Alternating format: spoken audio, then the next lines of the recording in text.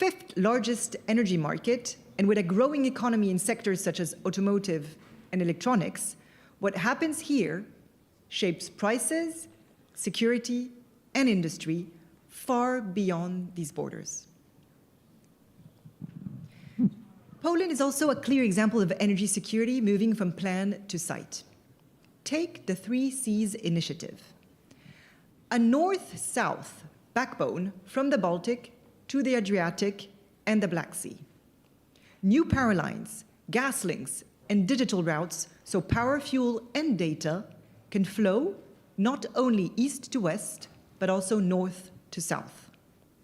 Anchoring the region to Central and Western Europe, Poland is a land bridge. Take Gdansk, that I talked about earlier. Not only a place of history, but a port that actually turned energy hub. A place where ships load components and logistics run with precision. Offshore wind will anchor part of this growth. And in December, Poland will hold another offshore wind auction with long-term stable price contracts, which will keep risk low. Now look at the Baltic Sea.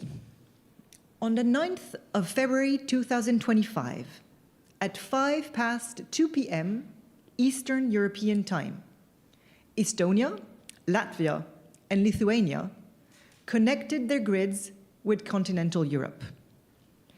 In plain language, they stopped relying on Moscow for frequency controls and took charge of their own stability. It's not a technical footnote. It's a strategic shift. To make it work, operators installed heavy rotating machines called synchronous condensers, big spinning machines that act like a shock absorber for the grid. Several of those units were built by our teams at Siemens Energy. This is what disentangling from Russian control looks like in practice, measured in milliseconds and megawatts. Because as I said at the beginning, freedom needs power. Power that is homegrown and linked with allies. Power that keeps running under stress. Power that citizens can trust. If we deliver that kind of power, the message is clear. Europe is not only armed, Europe is energized and resilient. So what should guide our discussions here? 3 clear moves. 1, think and plan as a system, not in technology silos. By investing in a mix of technologies and innovative solutions, we can help reduce dependencies on fossil fuels and create a more resilient energy system. 2, strengthen the grid. Build it faster. Treat grid lines and substations as strategic. Interconnect more and standardize where it helps. Cut years from delivery times with simpler permits and clear standards. And 3, train and mobilize people. We talk about electrons and steel. Often, the people that make it happen are forgotten. Europe needs more welders, more engineers, more cable jointers, cyber analysts, and commissioning teams. We need to scale training together with industry. Attracting more people to these jobs is in the interest of national security. From the viewpoint of an energy realist, one thing is clear. When policy is focused and bankable, delivery follows. When we reward execution, projects move from PowerPoints to substations and ports. When we treat energy as defense infrastructure, we invest in sovereignty. Ukraine's fight is about sovereignty. It's about freedom.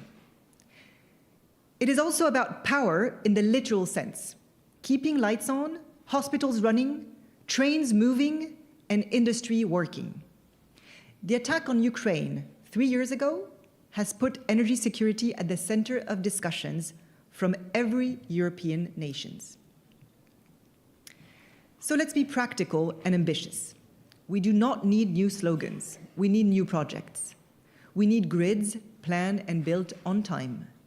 We need auctions that deliver assets, not headlines. We need joint drills that treat cables, substations, and converters as the strategic sites that they are.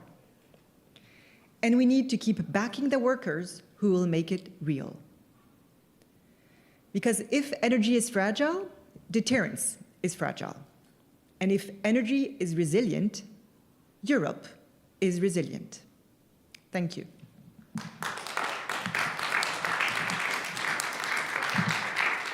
I think we're going to welcome other panelists. They're coming. I would like to welcome you here. And thank you, Anne-Laure, once again for your excellent remarks.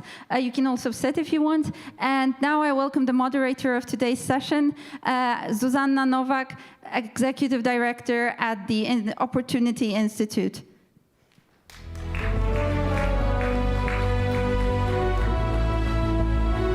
Thank you very much.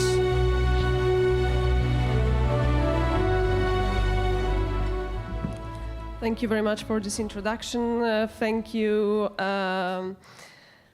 for those introductory remarks. I will come back to them very soon. My name is Zuzanna Nowak. I work as the Executive Director and Energy and Climate Analyst within the Opportunity Institute for Foreign Affairs. So my approach is mainly geopolitical, but still I do have a lot of insights about all other aspects of energy security in Europe. But I don't want to spend too much time talking here because our topic of today is AAA, Energy Security for Europe, Autonomy, Adaptation, and Affordability. These are not abstract concepts. They touch on how we invest, how we regulate, how we cooperate. Just a moment ago, Anne-Laure de Chammard told us that freedom needs power, and she took us from Gdańsk through Tallinn to Kiev. I was taking notes. A reminder that energy is fragile, and if is it so, deterrence is also fragile. When energy is resilient, Europe is resilient. I really like the words that you underlined so powerfully. And this is in fact the perfect framing for our discussion. And I am delighted to be joined here by 5 outstanding panelists. You know already Anne-Laure. I would like to welcome here on the stage other panelists that we have. We have Sebastian-Ioan Burduja, member of the Parliament of Romania. Please join us. Łukasz Koliński, Director at the European Commission's DG ENERG. Welcome. Frauke Thies, Europe Director of Agora Energiewende. And Georg Zachmann, Senior Fellow at Bruegel. I think they need an applause. Please have a seat. And I think that with these voices around the table, we can explore not only where Europe is today, right now, but where it needs to go. And I have an icebreaker question to all of you, just to set up the scene and see where are we and what are your thoughts about the topic of our panel. So to begin, let me ask each of you one short question.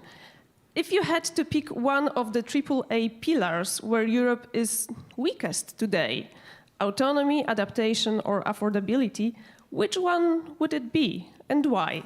In just a very short sentence. Maybe I will start with Sebastian.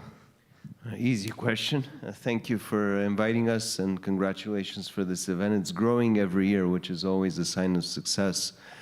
Difficult to pick. I think it's weak on all 3. And I hope I'm not going to make more friends in the Commission. I already have a few. But I think autonomy is by far the most dangerous. We live in an age of peril. We are at war. I think we need to be committed to saying the truth, even if sometimes that hurts.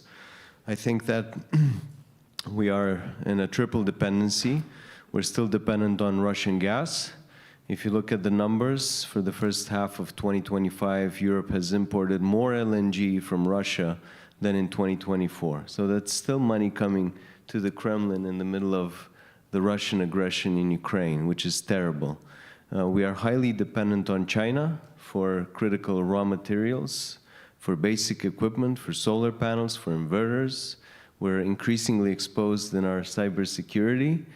And I think ultimately we remain dependent on an ideology of shock therapy in the green transition. And I've personally advocated for moving from Green Deal to Smart Deal, where there's a lot more pragmatism, focus on baseload production. And in the energy trilemma, the right order should be security first, competitiveness second, and green transition third. Thank you. Thank you. I think that the one who will be at the end will have the toughest job to do, but please continue. Thank you very much. I would probably add to this autonomy the adaptability one. What we've seen it with Iberia in south of France, when we had a problem with the grid and a total blackout, is that actually if part of our energy system gets a hit, it can actually hit very large. And this is why building this autonomy and the system in a decentralized way as well, and this is where renewables can come in, this is where local energy production can come in, is also an excellent way to be resilient to any types of attacks under our energy system. Thank you, Frauke. Very much in agreement with the previous two when it comes to the choice of words, but I think they also very much hang together. And I think when it comes to the answer on the autonomy part, I mean, we just heard how much gas we're still importing from Russia. Overall, Europe is spending, well, 2024, it was 350 billion in fuels that basically we need for the operations, day-to-day throughput of the energy system. The transition that we're in towards renewables basically means we're investing in assets. We're investing in something that we can control here in Europe, that can be managed if done well, but we have to invest in managing it well. And I think the Iberian blackout is one example. We have the tools at hand. It does take strong policy to really invest in smart power system management, in the infrastructure that we need, in the flexibility and storage, in the cyber protection, but it can be done. Thank you very much. Yes, thank you very much for inviting me here. I think I fully agree that we have challenges on all three fronts, but I would like to stress what we've done on autonomy. Yes, we're still using Russian gas, but we have cut down the dependence on Russian gas over the last 3 years by 70%, and on oil by almost 90%. And that is something that is pretty much unprecedented. So I think that obviously on autonomy, the challenges remain, but we've been moving quite quickly. On adaptation, understood as being pragmatic about our energy mix, I think that the situation also changes. We see we are pressing ahead with renewables, but there is this growing acceptance, I think, within the EU on nuclear as well, and on the fact that security of supply needs to be much more in the front of our policy. On affordability, I think we still have a lot of work to do. I think there the challenge is the biggest, and when renewables are setting the price, it's low, but then still very often around 50% of time, gas is setting the price, and this is where, on average, our prices still are well too high, I would say. So for me, this is one area where we really need to focus more. Thank you, and Georg. Thanks also from me for the invitation. I would like to focus on adaptation to new realities. For me, one new reality we all talk about a lot here is war. And we still think that subsidizing imports of fossil fuels is essentially helping us with the energy security concerns, and I think that's not the case. In Ukraine, we still help the country with repairs and fixing the problems that the Russian military is causing them, but we are not finding ways to properly defend them, and we are not finding the ways to encourage the country also to invest in an energy system that is more resilient towards these shocks. A second item for adaptation that I find important is we are shifting, and we are hopefully shifting quick towards a system with much more domestic electricity production, electrification of our society. But this means that our entire system, energy system, will fundamentally change, not only in technology, but also in geography. And this change in geography, we need to appreciate. We can try to stem against the wind, we can try to fight against that, but the old coal regions are not going to necessarily to be those regions that have the cheap energy in the future. And the regions with a lot of wind and solar potential might have much better opportunities in the future. And fighting against that is delaying the transition, is also delaying affordability. And here we should adapt to the new realities and not fight against them. Thank you very much. So, dear audience, you can see that we've got so many diverse perspectives on the one topic that we can discuss only during the next 50 minutes. And definitely we know that it won't be enough, but let's give it a try and let's dive deeper immediately. And from all of the topics, we will try probably to jump back to some of those that you mentioned. But let me start in this way. I will ask the question to Anne-Laure.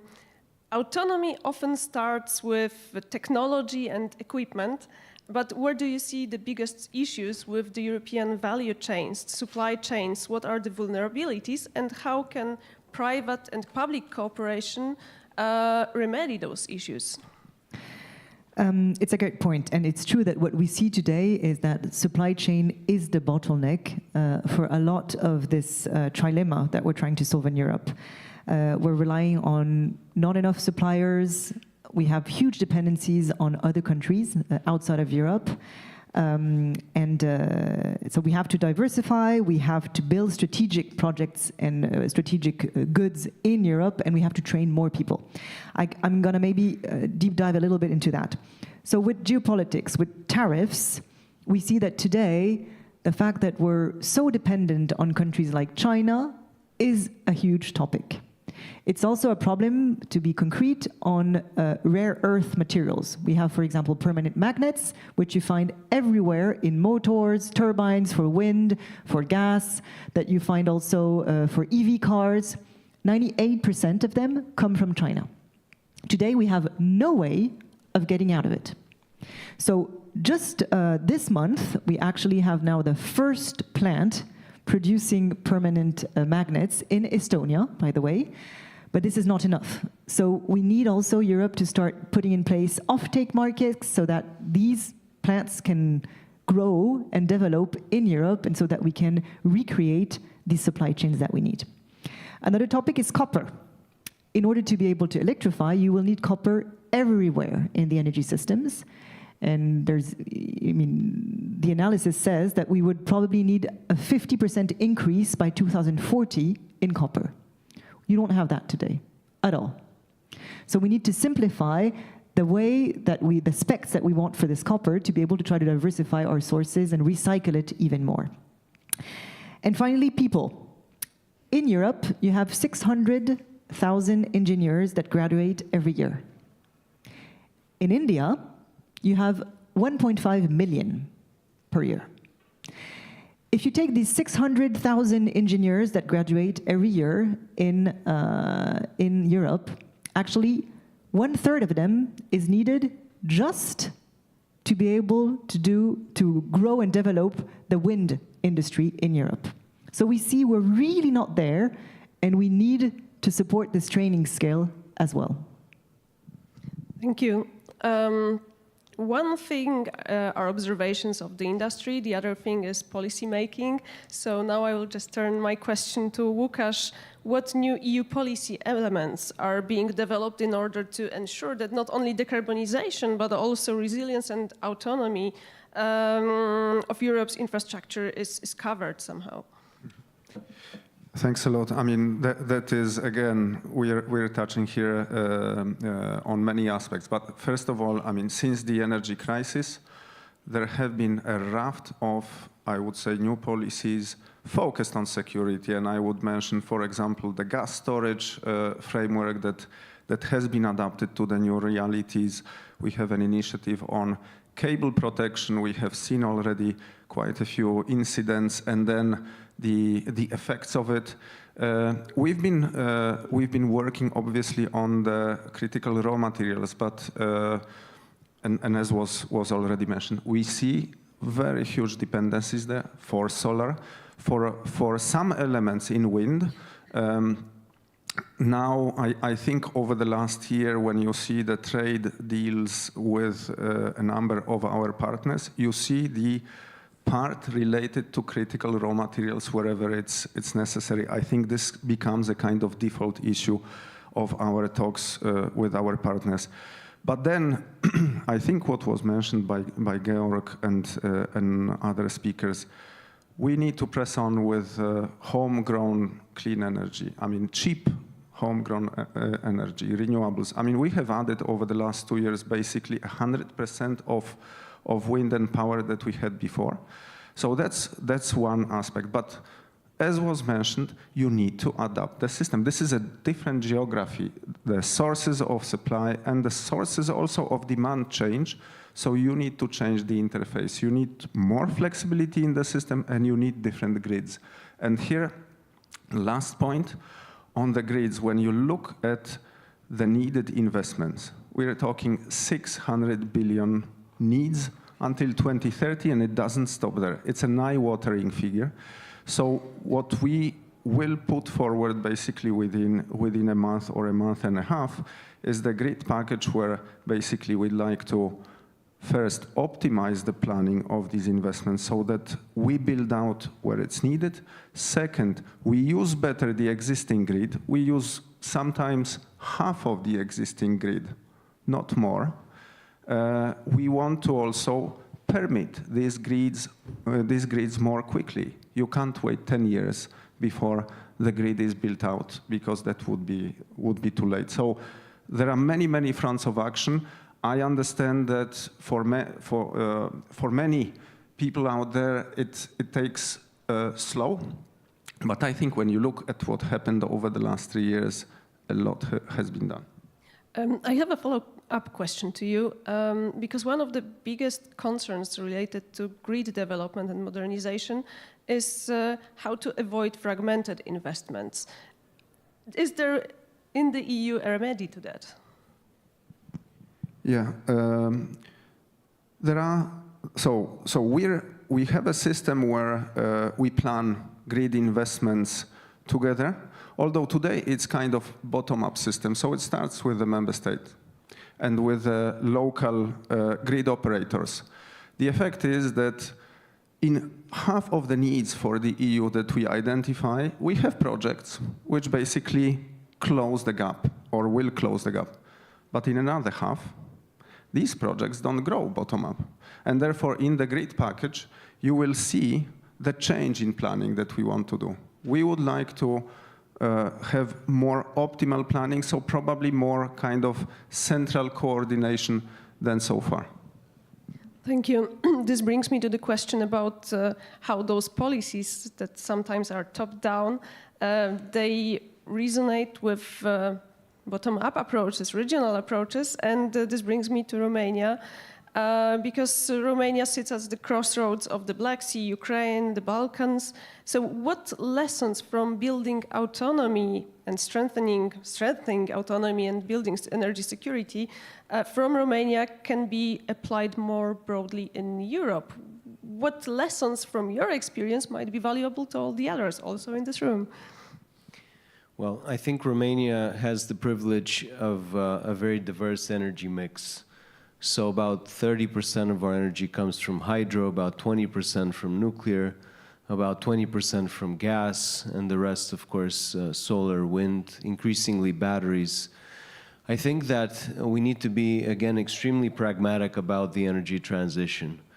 Sure, Romania is blessed. We have our own gas. We're the #1 gas producer in the EU.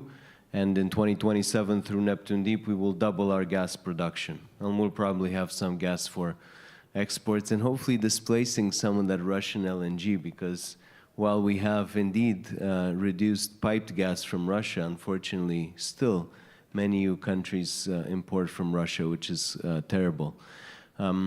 At the same time, I think in nuclear we have a huge advantage. It's a program that was started back in the 70s.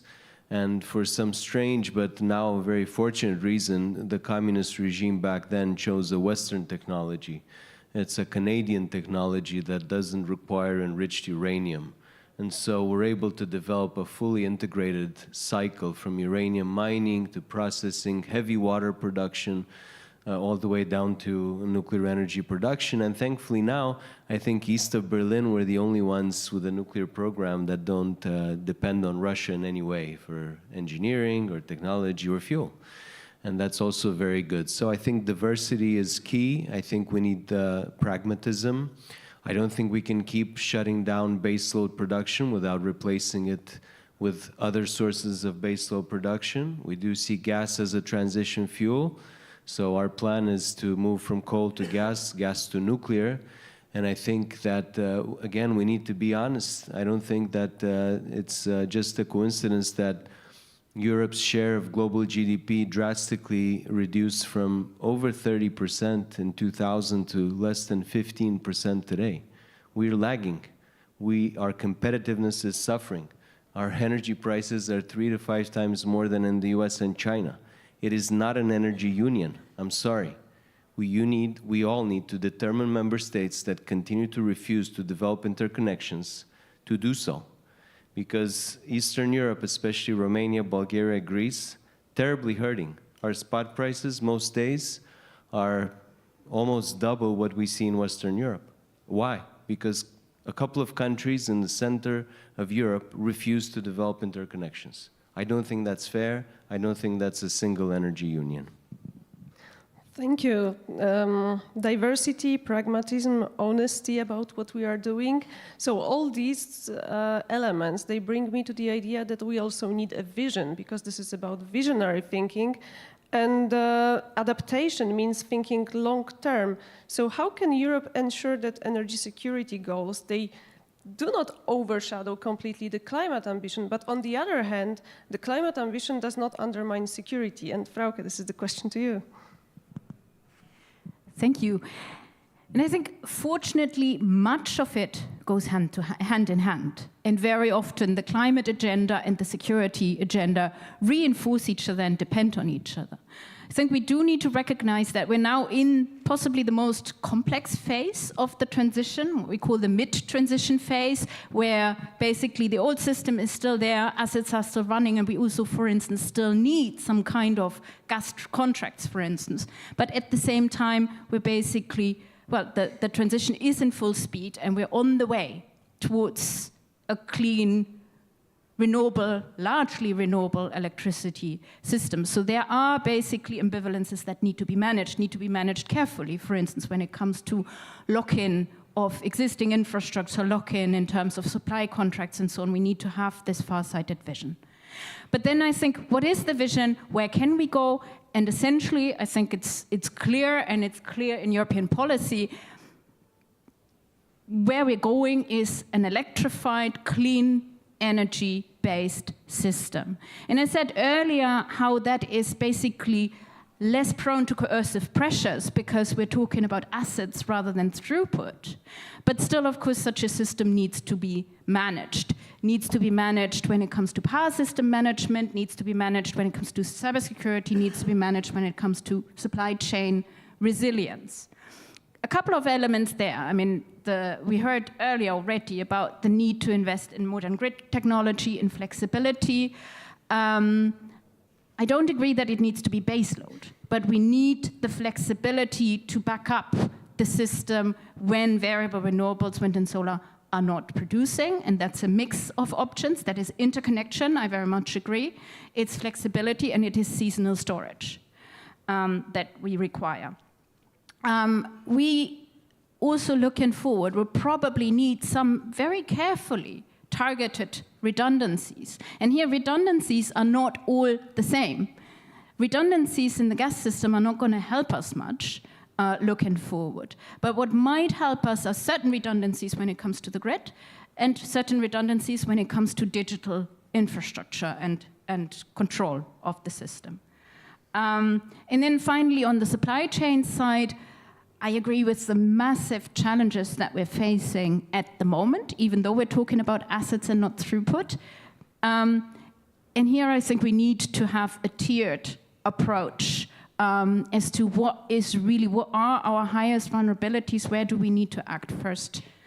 And here the first tier is really anything that is immediately relevant to energy system stability and control, meaning power electronics directly connected to the system, meaning control, monitoring, management of the grid system, the infrastructure itself, software that is used for that. So it's very much on this software control dimension where we need to keep and regain where it's at risk, the control in Europe. Second tier would be material that is essential for the stability of the industry.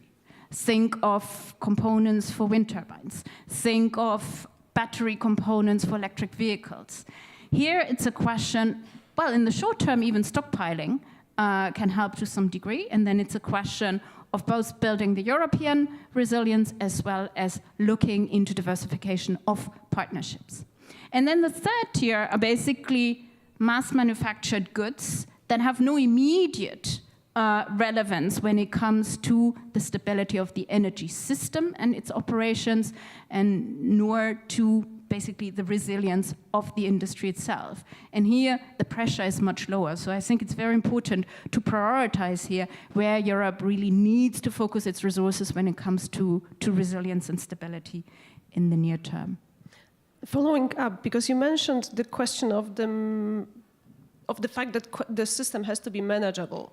So within this framework, do you see those new models, energy sharing, local communities, prosumerism, as an important part of resilience, of building resilience? Yes, by different ways. I think one is that simply they can be a driver for investments and acceptance.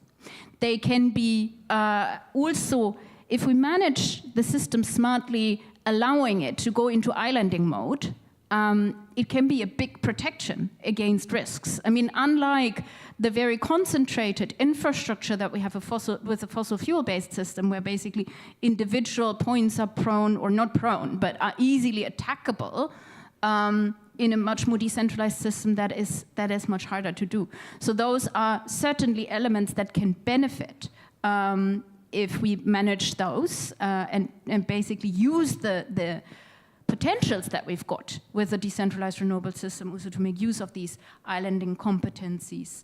But I think it should not be confused with the absolute need for interconnection and European integration that we heard so many panelists already mention, because that only strengthens the system, strengthens the ability to also recover quickly if an attack happens on the system. So I think the decentralized management as well as the European approach and interconnection need to go hand in hand in order to really reinforce the stability.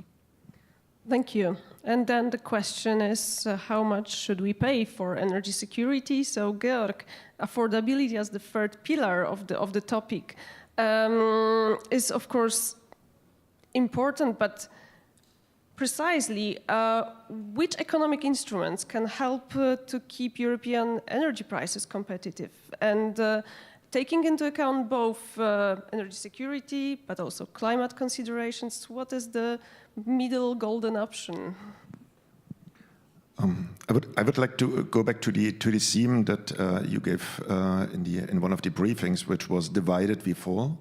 And I think it's very, very strong message. And also coming back to Mr. Burduja, I think the single market is one of the tools to bring down the cost in the system as much as possible, because we have so many different resources. If we pool them together and operate them efficiently, we can produce a lot of resilience at the lowest possible cost.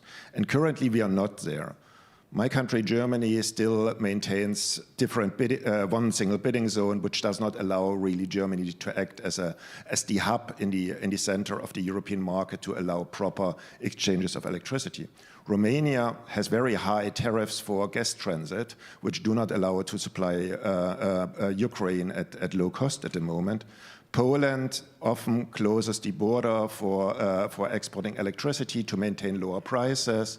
France has its own system for subsidizing its industry. So we are very far from a functioning market, and we all know kind of where the problems are appearing. And I can only ask Łukasz and his colleagues to also try to push further and further with enforcement of what we have here. But we also need a new system. So we need to adjust to the new world. For me, we need an understanding of a reference scenario for how Europe should look like in the European energy system should look like in the future, 2030, 2040. Currently, that's all national and it's not coordinated. We have these national energy and climate plans that don't talk to each other. So we have system developments that are completely inconsistent with each other.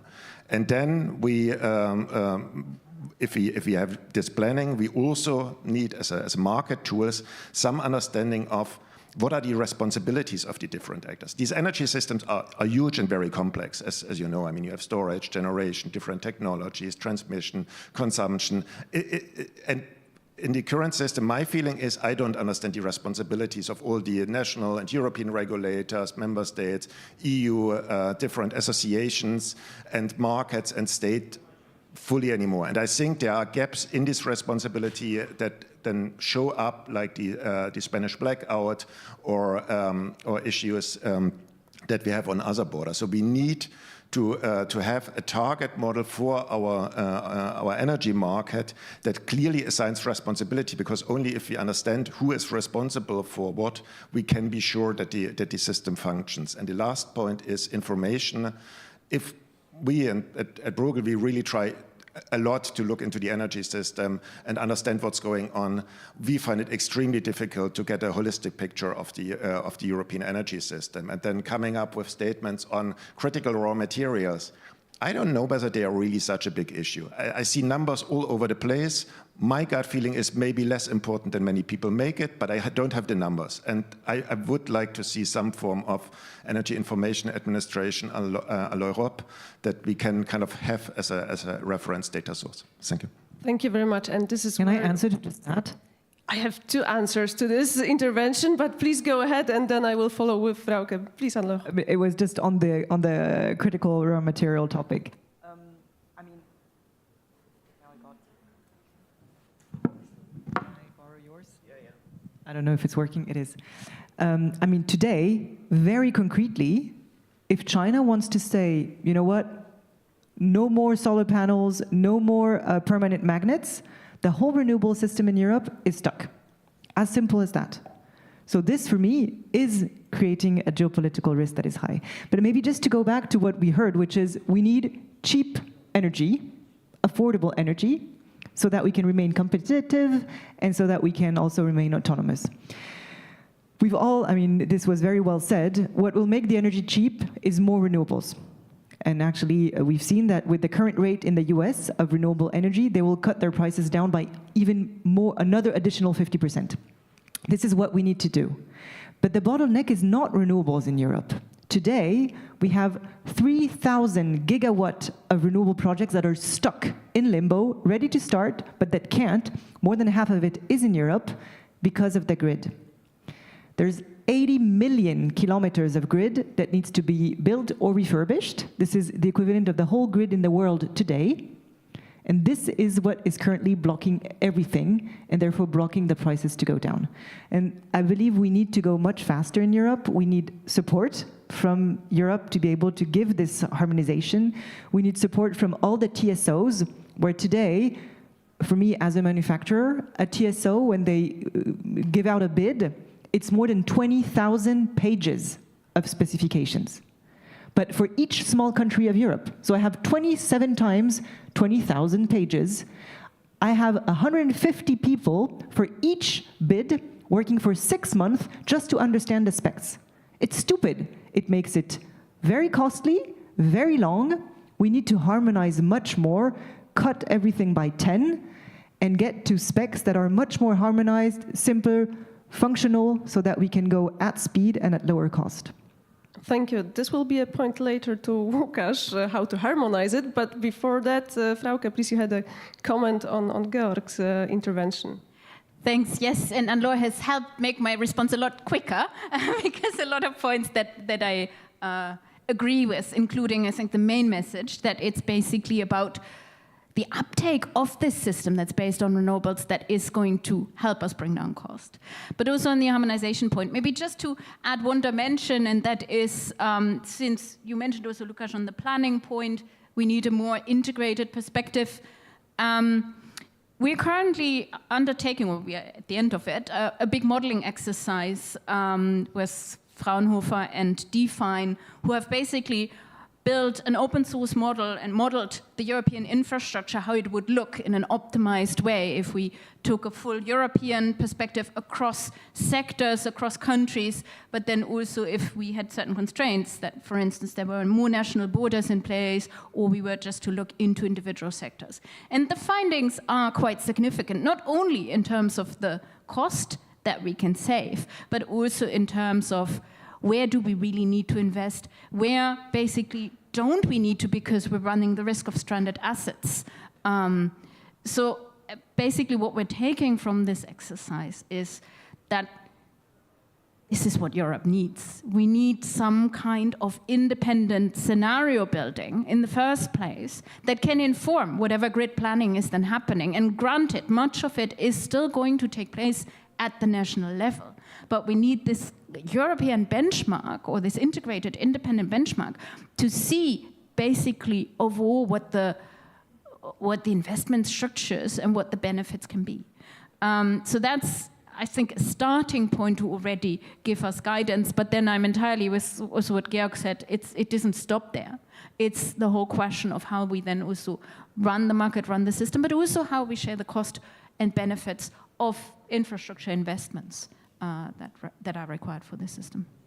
Thank you. So it's about harmonizing. It is also about targeting investments in the precise projects that would be the most beneficial for the whole European Union, maybe on some kind of coordination.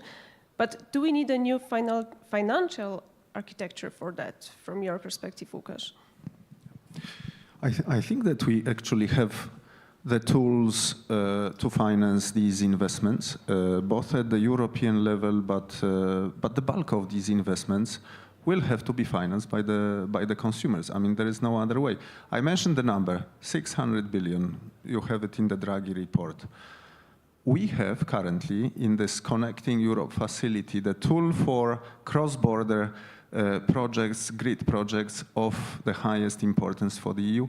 We have 6 billion over 7 years, okay? So 100 of the need, okay?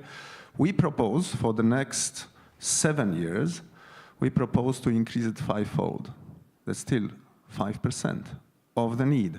The bulk will be financed by the consumers. And that's why I fully agree with the importance of grids, but I would say that, you know, at the risk of muddling up the discussion a little bit, you need to, or we need to press ahead on all these fronts. Because if we focus now on grids, you will see more demand coming in, and if we don't press on with cheap supply to meet this demand, you will see the prices rise. And as I mentioned earlier, it's hard to argue that we don't have the affordability issue. On the contrary, we do. We do have the issue of competitiveness and affordability. So there is this challenge of pressing ahead with really huge transformation on all fronts, from the supply, through the interface, through grids, but also flexibility. And maybe just a word here. We still have a huge potential for more flexibility in the system. We see storage, batteries, but also long-term storage, like hydropower, coming in. For hydro, it takes 10 to 12 years to build up pumped hydro, which is basically the only existing technology that we have for long-term storage, for these Dunkelflaute periods where for weeks we don't have wind and sun. So again, we need to focus on this, but there is also the flexibility of the demand side that is hugely underutilized. I mean, whenever you run the model, you see there is high potential, and then you look into the reality, and people tell you, well, first, we don't have smart meters, so we can't use this, we can't get revenues for this flexibility.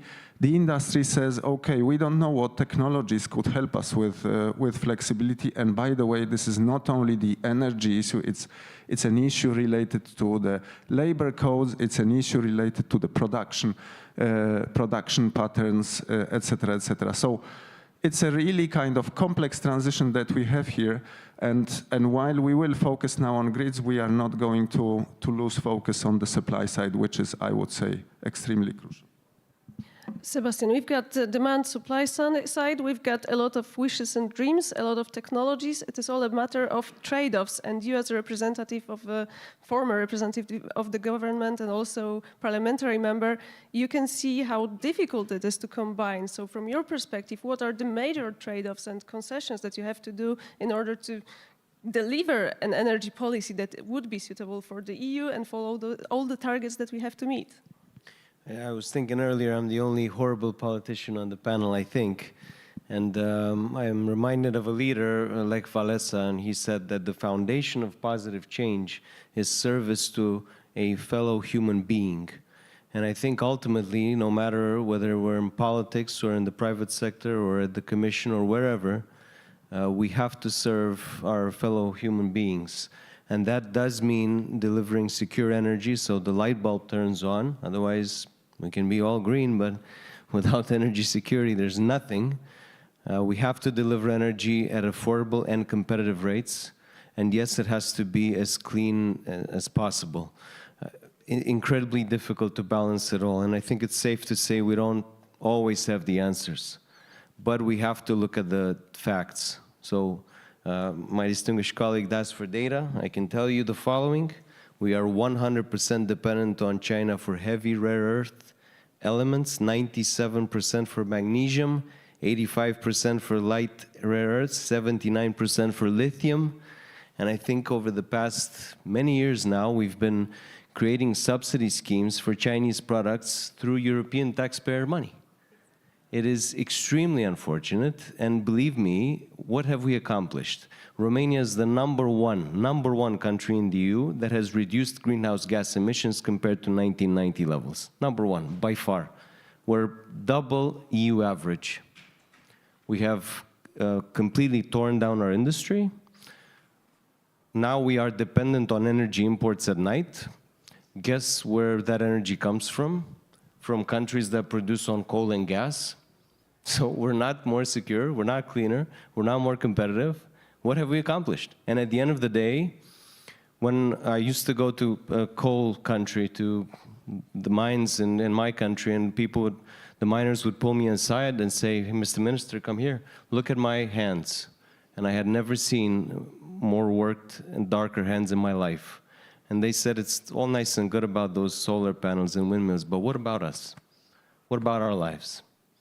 And you have to deliver for those people too, because if we don't ensure that this transition is, by the way, bottom up and adopted and committed to and understood and felt in a positive way by average citizens, we can have many panels like this, we can sit in many conferences in Brussels, but at the end of the day, we will not deliver a better life for our citizens.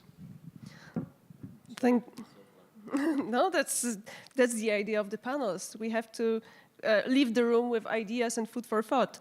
I will ask Georg one more question about energy security and whether are we able to over-invest in energy security and how to find a proper balance in that.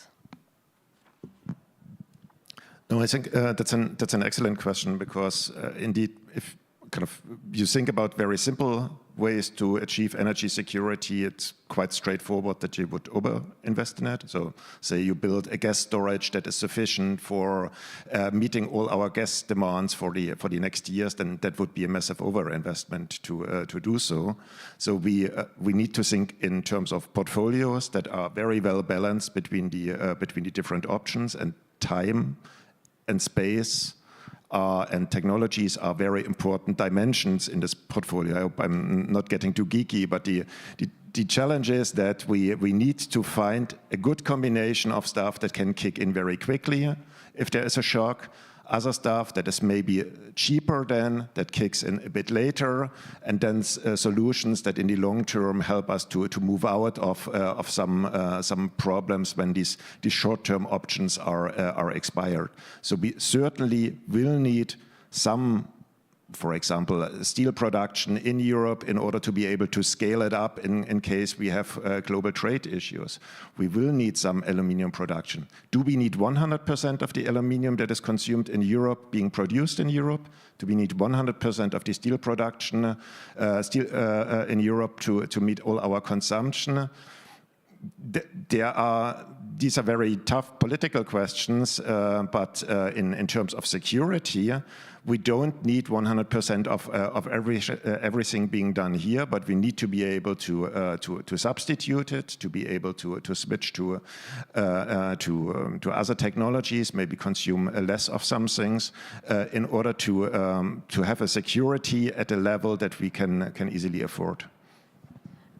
Thank you very much. And now there is a surprise part of this panel, because we will have the questions from the audience. We've got only a flavor of what might be the dilemmas of the AAA, energy security, and so on. What I propose is that we collect 5 questions, and then I will ask the panelists to refer to the points that mainly raise your attention and you want to address. So please introduce yourself and just make the question rather than a long debate. We've got a mic? No, we don't have a mic, so we do have a mic. Let's start here. I have one question here, sir on the right, lane in the left, and 2 more to come. Thank you. Hi all, nice to see you, and I am Mustafa Murat Orhan.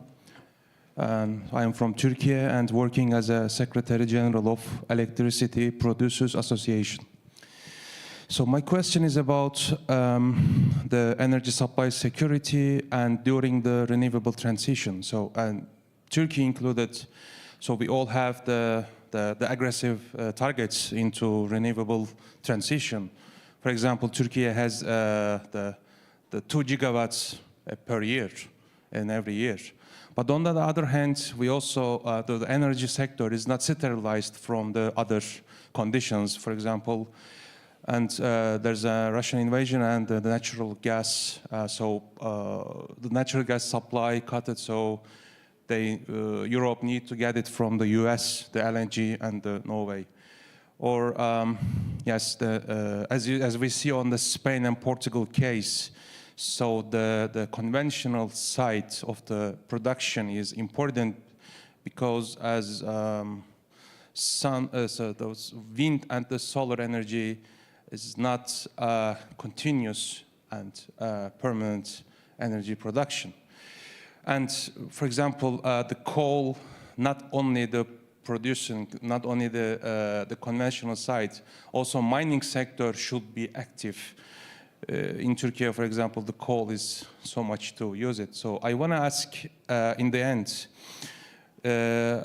so how we make ally between the energy security and renewable transition. So what should the countries and the government, the private sector, even associations and institutions should care about how to combine renewable transition and energy supply security. Thank you. Thank you. So energy security versus transition and renewables. Second question was on the right hand.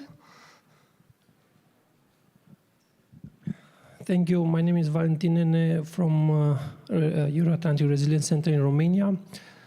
Short question, we are all in a hybrid war and we are fighting for the minds of our people. So this panel was very insightful, very detailed. How would you explain to a common people plainly that his country, such as Romania, is rich in energy, nuclear, hydro, solar, they're seeing panels around their houses, on their neighbors, gas, Neptune Deep, Romania already exports, signed to export gas in Germany. How do you explain to them that their energy prices is high? Why? Thank you. Third question on that side. A lady in the black. Thank you very much. Anne Bellivet, a researcher at the Foundation for Strategic Research, which is a think tank based in Paris. Many thanks for your interventions. I would like just to touch the point, following up the question about repartitions. Because, in the NATO budgets now, we have 1.5% of the GDP that could be allocated as well to the protection of infrastructures. My question is a bit, how do you see it, the coordination between the EU and the NATO in matter actually of protection of infrastructures? Do you see some risks or challenges of overlapping, also in terms of investments? Or how do you foresee actually the coordination among both organizations? Thank you very much. Thank you. So it is about the funding sir, yes, right there. Thank you very much. Trevelyan Wing from the University of Cambridge. I thank you very much again for this very insightful discussion. The former minister, Burduja, mentioned, of course, the importance of a bottom-up aspect to the transition and how we need to further that. I'm curious, not just in terms of the fruits of the transition, but also in terms of the inputs. Obviously, in Germany, the country is often criticized, of course, when it comes to its nuclear policy, etc. But one area where it stands out is, of course, the aspect of citizen and community engagement in the transition. And some of the communities that we've seen where energy prices have actually remained quite stable and low in the immediate wake of the invasion of Ukraine have been in those parts of that country. So I'm curious to what extent we can, of course, we will need backup power and many other aspects too, but to what extent the panel thinks that there is an important element of perhaps community and citizen engagement in the transition as well. Thank you. Thank you for this citizen approach. And the final question here. I'm Mikołaj Etting, University of Krakow. Just very simple question. So in current geopolitical conditions, so we should focus more on the centralized or decentralized grid system? That's not an easy question. I know. Okay, who wants to start? You're taking notes. Yeah, I can still. I can give a try on some of the points. Perfect, thank you. I really like the let's keep it simple for the mind war and explaining why prices are high. I would have a very simple way of putting it. Of course, it's not exact because it's too simple, but it's a little bit like renting your house or building your house and then owning it for free. Today, we are dependent on gas, fossil fuels. It's like if we were renting our house, paying every month high bills for the right of energy. If you go towards renewables, you have to build your house. So it's high capex, high investment at the beginning, but after that, energy is for free. You rent your house for free. And in the end, this is why we need to move towards renewables, because in the end, like you would do for every citizen, between renting your house or buying it, building it, long term, it's cheaper for you to own your house for free afterwards. I don't know if it helps. Definitely, it was very interesting as a comparison. Frauke. Yeah, I can try and have a go at some of the questions put forward. Maybe starting with the last one. I don't remember. There you are. Yes. Are we talking about a decentralized or centralized system? I think we're talking about both. We're talking about a system that is run a lot more on decentralized assets, that is also able to basically, well, ideally go into islanding, basically, yeah. But at the same time, we're talking about a system that makes or takes advantage of all the integration options that there are, because interconnection makes the system a lot cheaper and makes it more resilient and stable. And the same goes for standardization, for all the technology that we need to make the system work. I mean, the more we, the less different components we have that every individual, take for instance, distribution system operator is operating with, the cheaper and easier it will be for European industry to feed this.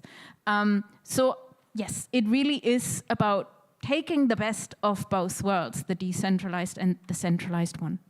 Then on your question, which I believe was on the funding of EU, NATO and the coordination there, which I think is a very interesting one, and it, for me, made me think especially of the dual use cases that we've got, military and energy use, where basically, I mean, we know when it comes to military purposes, one, the vulnerability that comes from basically attacks on, and we see it currently as well, especially also now in the ongoing war, or Russia's unjustified war, no, sorry, I'm lacking the correct term, but Russia's aggressive war in the Ukraine. We see those examples, how vulnerable energy infrastructure is. At the same time, we see for military bases how very complex and expensive it is to serve those with conventional fuels. I mean, if we look at conventional aviation fluids as conventional fuels, the price is between 10 and 200 US dollar per liter. Investments there into compartmentalized electrolyzers, e-fuels, renewables, can bring down the cost there quite significantly, and assumptions are between, I think it's 10 and 20 euros per liter. So we have quite a lot of dual use opportunities that we can basically see both for civil use and also for military purposes to take advantage of. And then finally, on the point from Turkey on the supply security, I mean, today we're having countries, Ireland, Denmark, the state of Southern Australia, that run on average on 70% plus variable renewables, so wind and solar. We also see smaller places, El Hierro, Canary Island, running instantaneously, sometimes on 100% variable renewables, on average 80%. So we can come to very, very high shares with renewables. And I agree, we need complementary flexibility, and we will need some kind of dispatchable backup capacity in the system as well. But we're talking about very small amounts here, and there basically the jury is out. What are these going to be? Is it going to be green hydrogen? Is it going to be liquid? Is it going to be backup gas? Those questions are out, but basically the main point is, with a good system management, we can get up to very, very high shares of variable renewables, even in systems where we don't have large potentials of hydro. Łukasz, do you want to take it from there? Yep.